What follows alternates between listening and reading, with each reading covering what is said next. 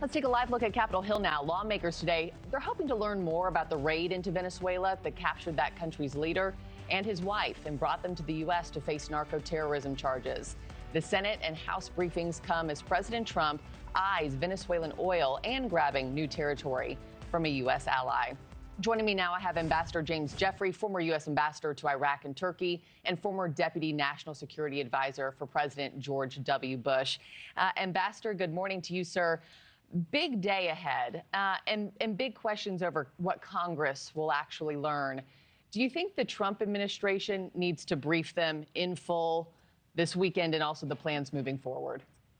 Well, certainly good government and democracy requires Congress to be in on the takeoff because they're going to be in on the landing, particularly if it's a dangerous or bad or bloody one. So they need to know now, not the seizure of Maduro. We all understand that. We understand why Venezuela, with Chinese, Russian, Cuban influence, is a place we want to put under pressure. But they want to know, what are the next steps? Are we really going to try to seize the country, to take the oil away, put boots on the ground? That's what they're interested in. They can live with what happened to Maduro, but they do want to know what's going to happen next. Yeah, and who's going to run Venezuela and where the U.S. will stand in this power struggle. Let me play a bit of sound for you, sir. Florida Senator Rick Scott telling NewsNation that interim president Delcy Rodriguez is just more of the same.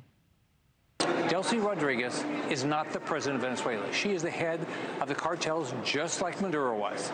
She was Maduro's right-hand person. But we've got to get these political prisoners released, and we've got to stop this oppression.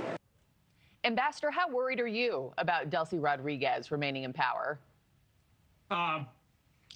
I'm worried about the larger issue of whenever we try to do this, Markie, whenever we try to go into another country, we either try to overthrow the entire leadership, military, political system and create our own. That's Iraq and Afghanistan. That didn't turn out too well. Or we have to live with the people that are currently in charge, who are typically, as with her, not particularly nice people. There is no easy answer.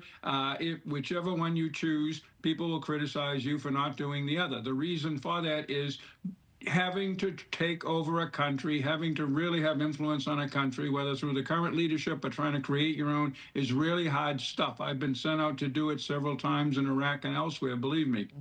What about Greenland, sir? White House Press Secretary Caroline Leavitt now saying that acquiring Greenland is a national security priority, and that utilizing the U.S. military is always an option.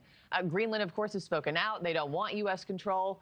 How do you see things? Is Greenland vital for us? It is, but what we're hearing out of the White House, and I worked in the first Trump administration, I don't put much stock in a lot of the biased criticism of the president's actions, but this time, Markie, this is voodoo diplomacy.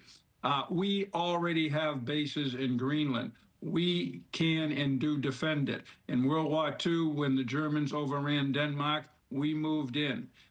There isn't an illegal criminal governor of Greenland like there was in Maduro. We are supportive of our allies. Look at the position of the American people. Almost twice as many American people support NATO as support President Trump in the polls right now. Right. If he wants to really lose in the midterms, believe me, this is a good way to start. And just a few seconds left while I still have you. You know, the Prime Minister of Greenland has obviously spoken out and saying, you know, we don't want this. We are a nation. We're a democracy. Basically, leave us alone.